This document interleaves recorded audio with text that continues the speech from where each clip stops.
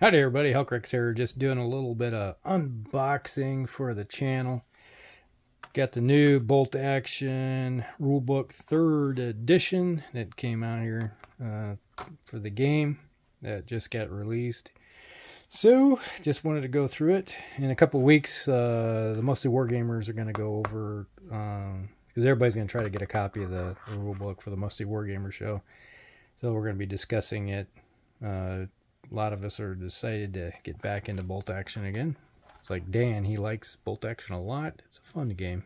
All right. So here we go. Let's delve into this thing. All right. So I did a flip through it earlier just to take a quick look at it and see what's inside. Table of contents. You have everything. So that's one thing I need to do is just go through and read this in depth and figure out what the game's all about. Yeah, a lot of good artwork in here as usual. Alessio Cavatori put this together. I got Russians. That must be probably Stalingrad war fight. All right, so here you go.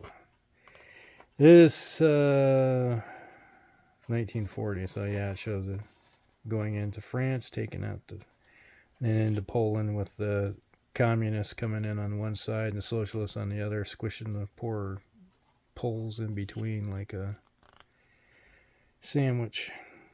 So socialists and communists fighting it out, taking control of the world is what they wanted to do. Alright, so just a little bit of history of the war as it goes through the years. Duel in the Sun. This is actually one of my favorite early campaign areas is North Africa, and then you get Greece happening. So you had all the war going on down here. Is Rommel and the Brits going back and forth. And if the Germans had got all the support they had sent into Russia, I don't think this would have been much of a campaign. It would have been one-sided, and the Suez Canal would have been taken, and they probably went up that direction all the way up to Turkey. But, you know, coulda, woulda, shoulda. Not my problem anymore. Not to worry about it. Kind of cool. Oh, there.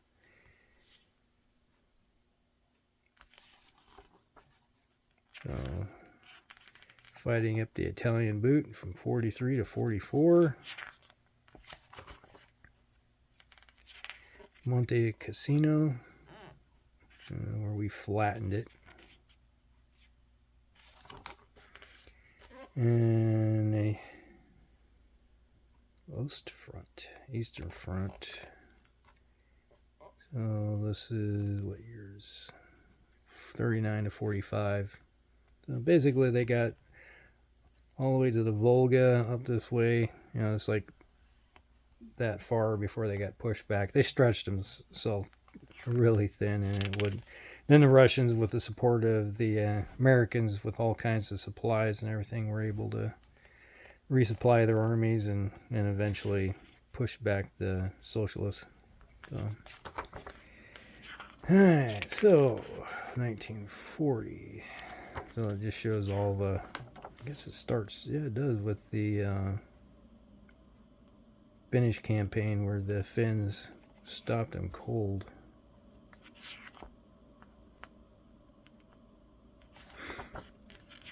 In Stalingrad. Yeah, it's like I read the Italian perspective of Stalingrad. The Italians were to the north of Stalingrad.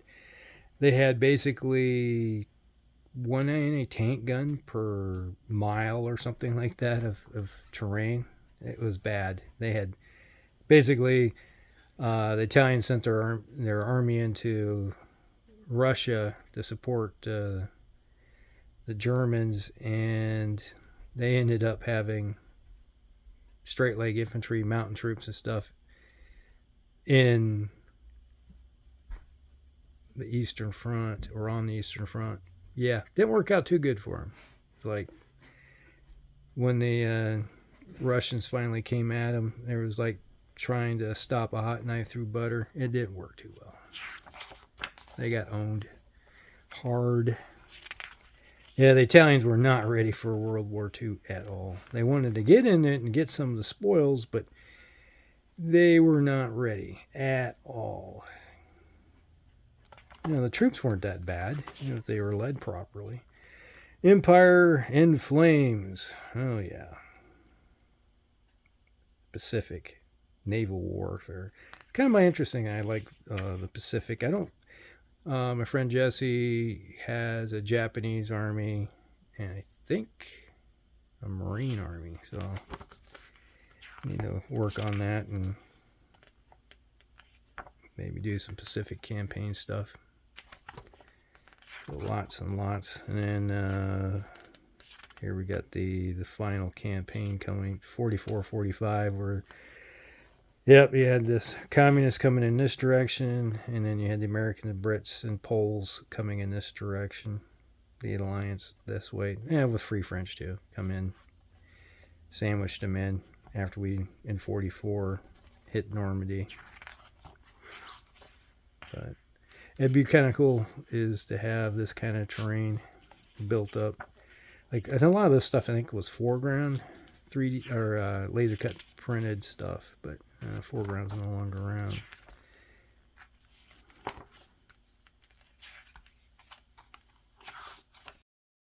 Alright, so here we go. We got the basic supplies needed. Obviously, tape measure, dice. Usually about 10 to 12 works on an average, unless you're throwing out a lot of machine gun fire. Then obviously you might need a lot more, especially with Hitler's blood saws banging away. So maybe 20. Alright, so obviously you need a dice bag or something to hold the dice in when you're doing the order dice. And depending on, you get one for every unit you have in the game. Pin markers, templates. If you already don't have templates, the latest Battle of the Bulge box has templates and stuff. Everything you need to start the game. Conventions of war, basically how to measure distance in the game from one point to another, one edge to another edge, distance between units, no measuring before deciding. So yeah, like, you got to make sure that the target you want to shoot at is going to be in range before you do so. So line of sight, basically get your eyeball down, mark one, and there's the laser pointers that have that can put the line on the table, so you just pull it and go along. So that can tell you direct line of sight from object to object. So it's like, all these guys see one guy? How many can see here? Back and forth, that type of thing. So some aids would be handy. Obviously, you can look at what's intervening terrain. Like infantry, this might be in between them, but tank up here, seeing these guys, got a line of sight to them directly because they're higher terrain. Up higher, looking over top of said objects. Alright, so table boundaries, rerolls, the different kinds of units. You got infantry, artillery, vehicles in the game.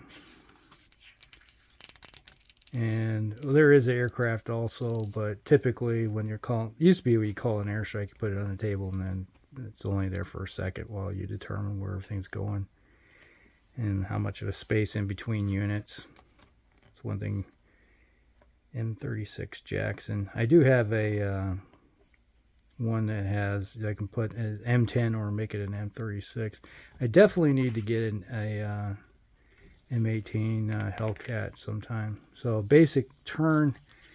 This looks like let's get the wounded out of here, and the officer's saying no.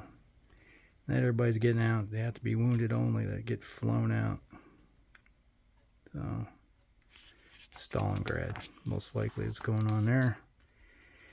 Oh, preparing for play, sequence of turn, telling you what you do first, what order. It's like end phase, losing dice. Basically, you lose a unit, you lose a die out of the in game. Orders phase.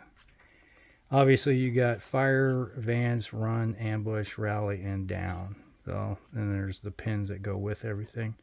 So you're going to need some pin marker type things to go with your force, because you're going to go through the game. You're going to end up with pins.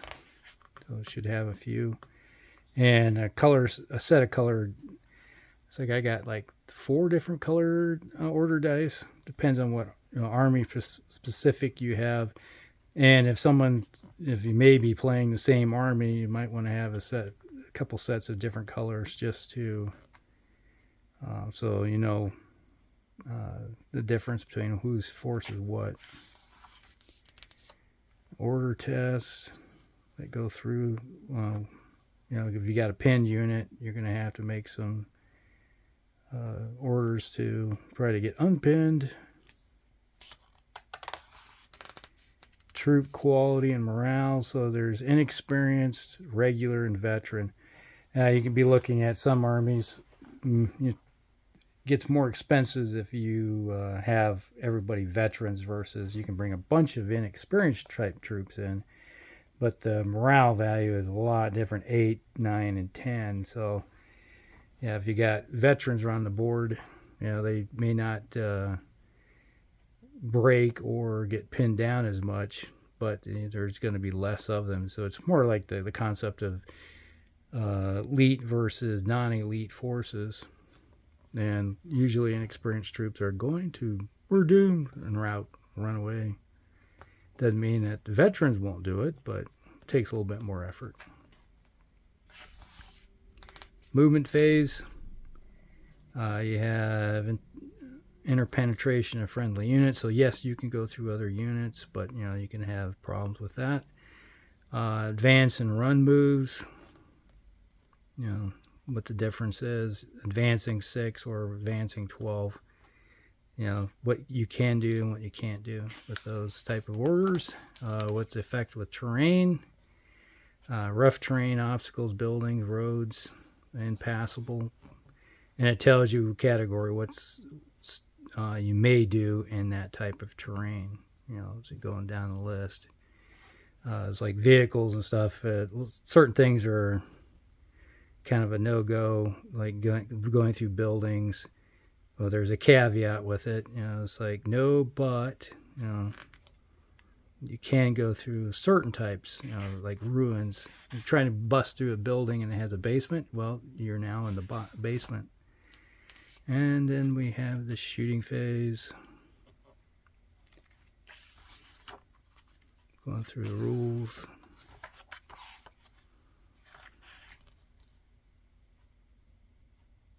Clear your targets. What can see each other, etc. What can shoot over hills. Rolling to hit. What you need to roll to hit. Your base modifiers, base 4, and then it gets modified from there. If you move, -1. If you're pinned, it's a -1. If you're inexperienced, -1. That type of thing. There's all kinds of modifiers. Cover saves, what type of terrain you may be in. Damage value to take them out. That kind of thing.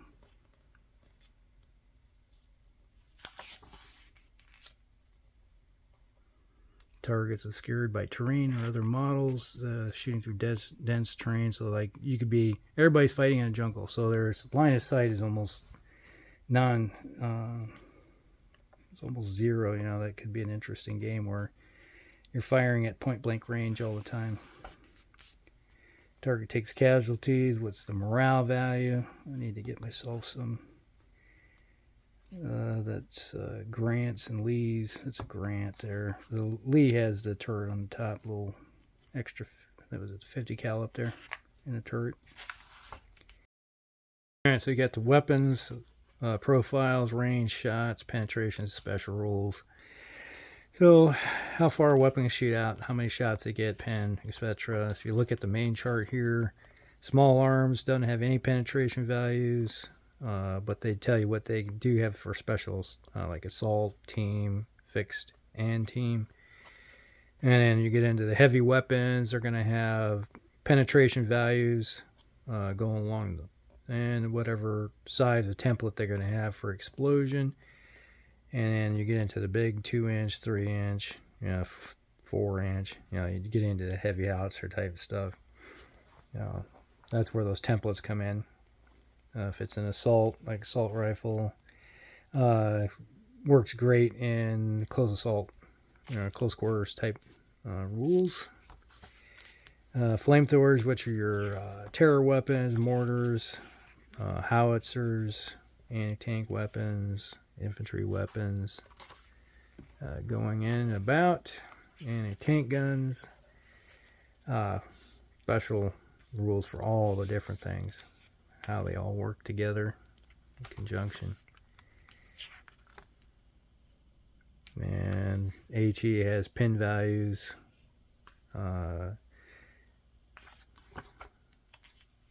howitzers, indirect fire. You know, if mortars, howitzers are able to crank their weapon or their tubes up and then lob stuff over targets or in intervening terrain and drop it in.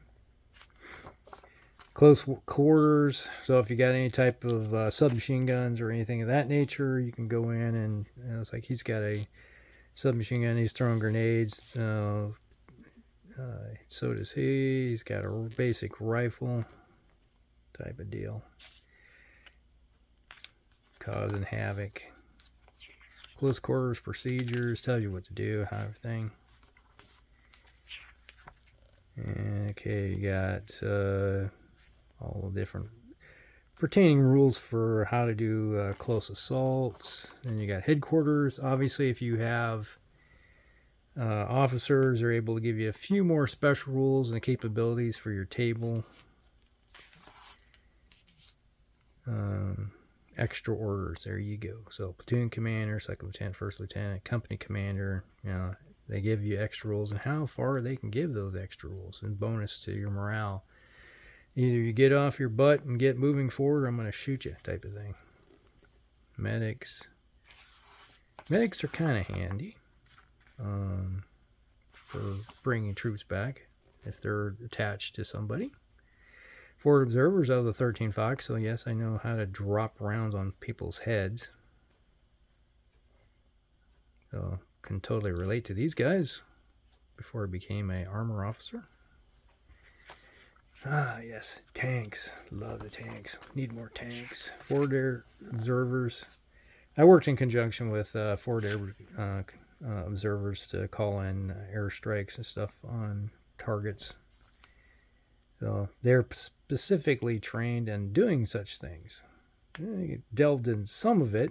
Kind of work in the hip pocket of the company commander, but if someone's actually truly trained as a forward air observer, yeah, they can call that stuff in. Pretty cool. Unit special rules. It's like you got bicycles, cavalry, engineers, fanatics, fieldcraft, green, infiltrators, motorcycles, shirkers. Yeah, not going in there. We're not going anywhere. Snipers, stubborn, tank hunters, and tough fighters.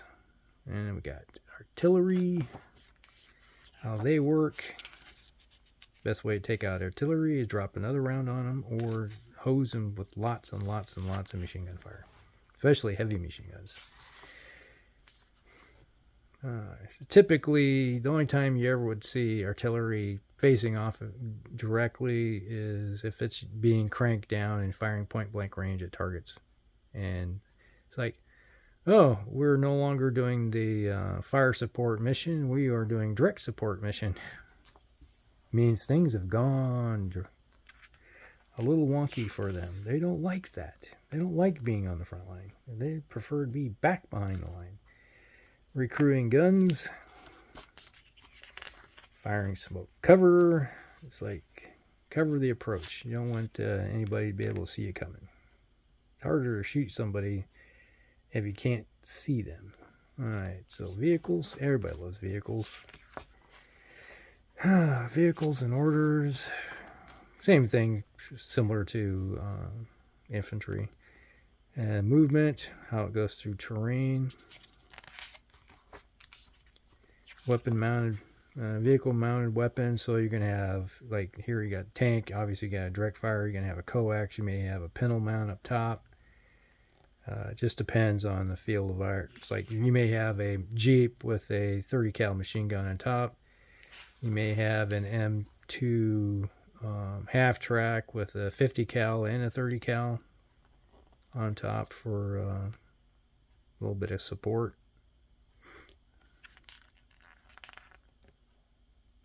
Multiple targets. So, like this mortar can fire forward, and this machine gun obviously covers an arc of fire elsewhere. So that's the other things you got to look at when you're playing the game. Yeah, if you can do a close assault against a vehicle, make sure it's open topped. Makes it a little easier. All right. How damage against vehicles works. Tanks assaulting infantry. Let's run over the crunchies. We need to grease the treads. Tanks assaulting other vehicles. That's a Jeep, and I'm in a tank. I'm going to run it over and squish it like a bug. Pushing, basically another thing would be a tank hitting a truck. You'd hit a truck and push it out of the way. Smash it and crunch it and get it out of the way. You're not going to run over it, but you're going to remove it from the area by using your tonnage.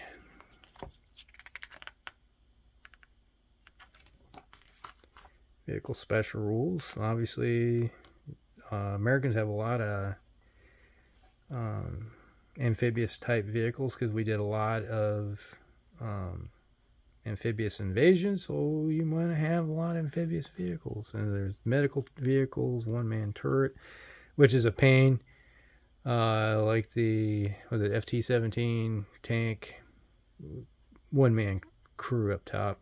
You know, the tank commander would be trying to control the tank, and he'd be loading the main gun and basically shooting the main gun. So he's like way overworked, not really getting the job done very well to begin with. I look at this picture here, and it's like I see a KV-1.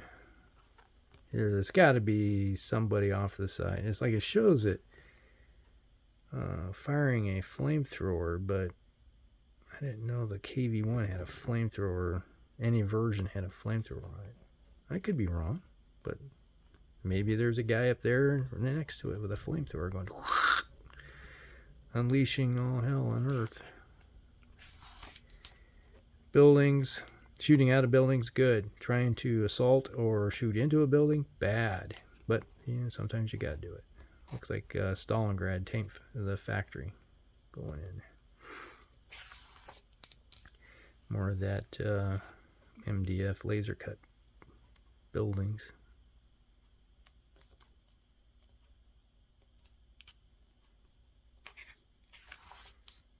Here, a good example. If you're going to take out a building or a bunker, flamethrower, then satchel charge.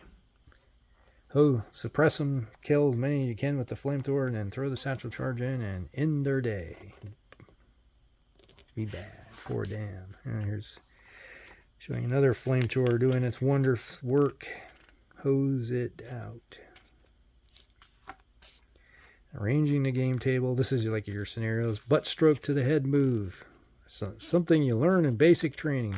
Every good individual going through Army basic learns that little maneuver. What makes the grass grow? Blood, blood. What makes the grass green? Guts. Battle scenarios. Charge. Hosing. All the different scenarios. How to set up the scenario. Looks like market garden. Yep, market garden. Roll for deployment type. Buildings and scenarios. So building a scenario. Story scenarios. So a lot of times it's narrative style. It's like that's the thing about bolt action. It works really nice for narrative style games. You know, you can do campaigns that way. Narrative campaigns. Envelopment. The manhunt. Point defense. Land grab. in different type of scenarios. Surrounded. We're surrounded on all sides. Great. So if we go one direction, we're not retreating. We're just attacking and force that direction. Force selection. All right, this is building your army. Platoons select. So you got different types of platoons now. Before it was just like you'd start your force, you build it, and add as a la carte. Now, force structure is built differently. So you take your core platoon, then you go from there. So you got rifle platoon, heavy weapons platoon, engineering, artillery, armor, and recon. Recce. Reconnaissance. They call it recce, we call it recon. Alright. So rifle platoon. So basically you got platoon commander, you get 2 infantry squads, that's mandatory. And then you can add 2 more. Cannot have engineering special rule. You can have a medic, forward observer, sniper, anti-tank team, light mortar team, 2 of them. And then vehicle transport. So now having light mortar teams, like the Japanese force, they have lots of light mortars in their force structure. So that's just showing that a rifle platoon is going to have light mortars. Heavy weapons platoon. All right, so same thing. 2 machine gun teams or mortars, any mix. You can add 3 mortar teams, 3 machine gun teams, 3 anti-tank teams, and 1 transport vehicle per unit in the platoon. Yeah. So you can have a heavy weapons platoon with lots and lots of goodies. You can fill this thing out to your heart's content. Anybody that wants to come near that, like here, your anti-tank platoon, that's here it shows bazookas. So it could be Germans like with Panzerschrecks, that type of deal. So, yeah, definitely I can see people wanting to have one of these, and that's just okay. Setting up in the middle of the platoon. All right, engineering platoon. This is going to be your assault, basically. Engineering squads, flamethrower teams. So instead of them attached to platoons elsewhere, now they have to be part of the engineers. Engineering. Artillery platoon. Field artillery, anti-aircraft, or anti-tank. Or. So, very few. There's only 3 now. 3 units. And 1 transport to get them around. So, smaller.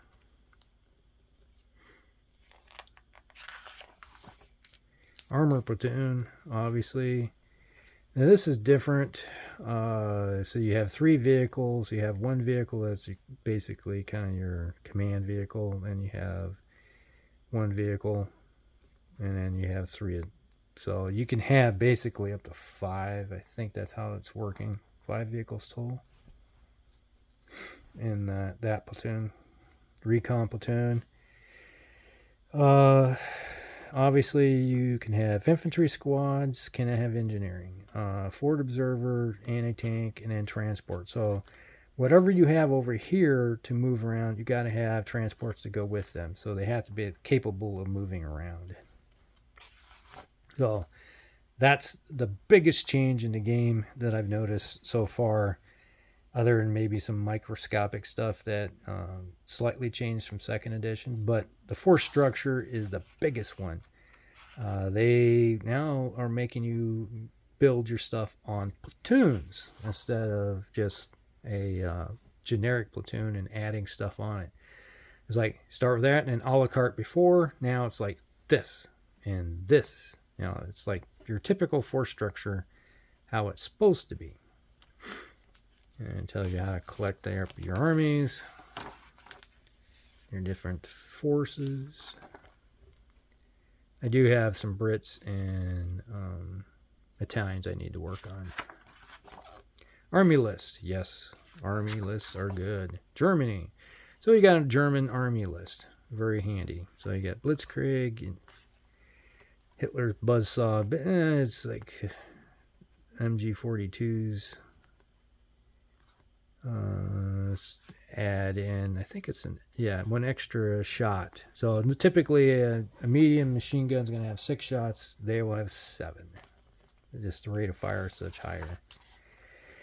Alright, so just your basic rules for the different units, which go back to your force structure, how to build stuff, and you pull stuff from these, what you have. Artillery. And types of artillery, you got your types of vehicles. And you got running around over the years. So if you want to do France 40 or going into Poland, you can go that route. That'd be kind of cool. It was like, I do have plans eventually to build a French force and maybe a Polish force. You know, it'd be nice to have a little bit of everything out there so you can play whatever year you feel like it. Now, the one I really want to delve into sometime is the North Africa campaigns, because I got Italian, so eventually I need to get some, or have somebody fight with as Brits.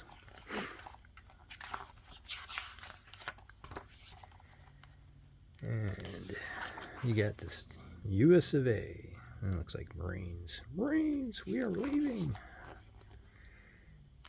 Types of troops. Call in the FO. Where you need it. Drop a rock on their head right there. Got it. Call in the mortars. Call in the 75s, the 105s. You ever call in 8-inch artillery? Ouch. Very loud. Hard on ears. What'd you say? I don't know. I can't hear anymore. Bazooka teams. Sniper teams. Artillery. I think in the force structure, the only time you can see a sniper is now in the regular infantry platoon. Some of these vehicles, I need to get more of them out there. I do have some more Americans I still have to finish painting to add to it. Mostly it's vehicles. I need to add more vehicles. I don't have any. I do have its Pershing. I need to get a Chaffee. I need to get a Lee, a Stewart. Got a couple Shermans. I got an M10 tank destroyer. I need to get an M18 Hellcat. I need to get one of those. I never did bring a lot of vehicles into the game. The Brits. Alright. Since I got a chairborne army, and then if I do build Brits, more Brits, it's definitely going to be the North Africa, for the North Africa Japan. Go that route. Paratroopers, this is what I got mostly.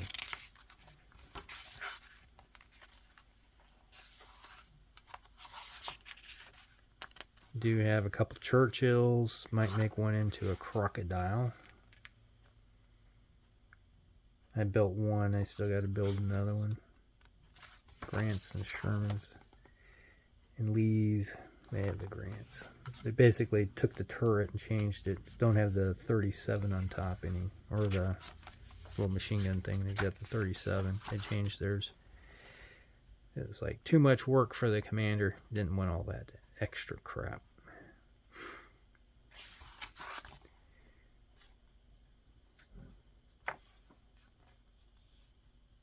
British SAS, armed jeeps, running desert.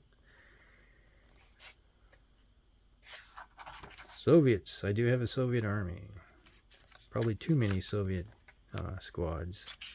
But I do have a engineer platoon, and I do have a rifle platoon. And the beginning of a heavy weapons platoon. You know, I got machine gun, heavy machine guns, mortars, and anti-tank guns, that kind of thing.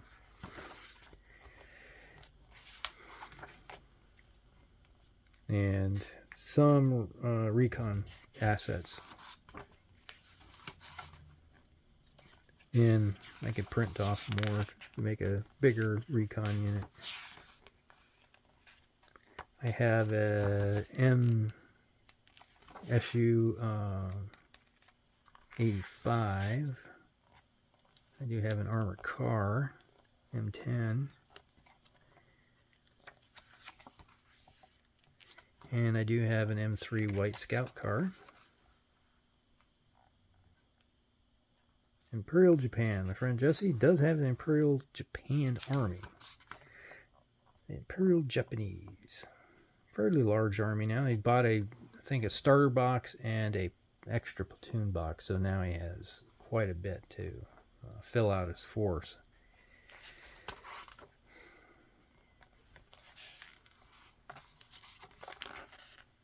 Artillery.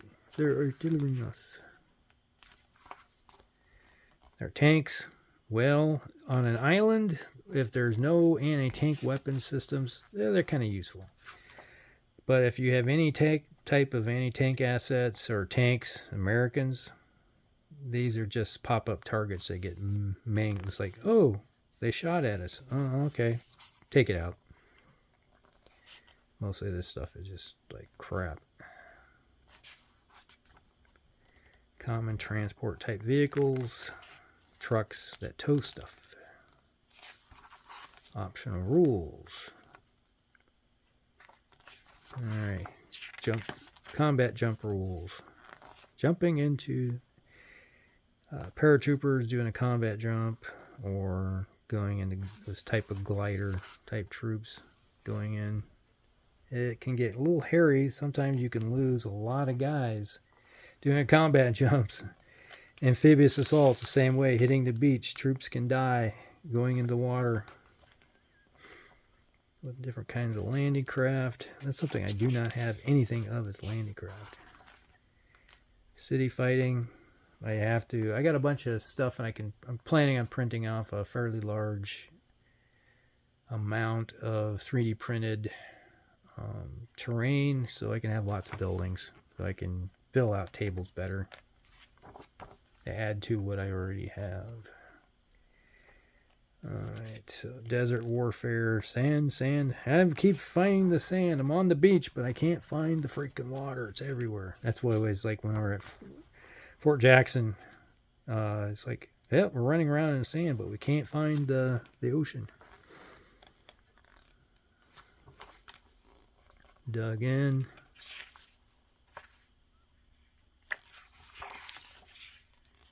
Minefields, fortifications. Booby traps. French chasseurs.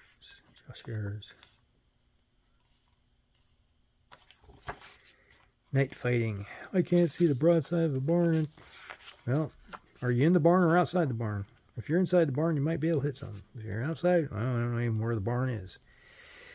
Hidden movement or hidden deployment. That's kind of cool concept. Setting up a scenario where one side is completely on the table, hidden. You don't know where they're at. They just have tokens and stuff that might be out there to represent what's what.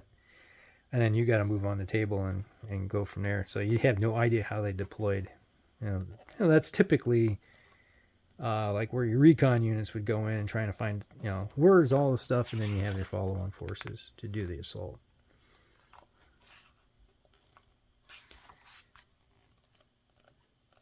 Tropical hazards.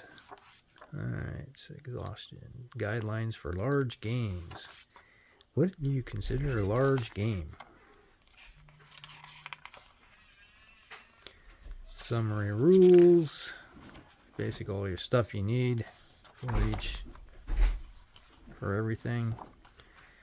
Here's your token templates. And if you get the if you already have a lot of this stuff, it's not a big deal. But if you buy the starter box set, which has the Battle of the Bulge one, you get a lot of this stuff in the starter box set, along with a rule book. And that's it. And then with this one, got a miniature, one single miniature, which is Francis S. Curry, a little guy, along with his stuff on the back. So that's what came with it if you ordered it.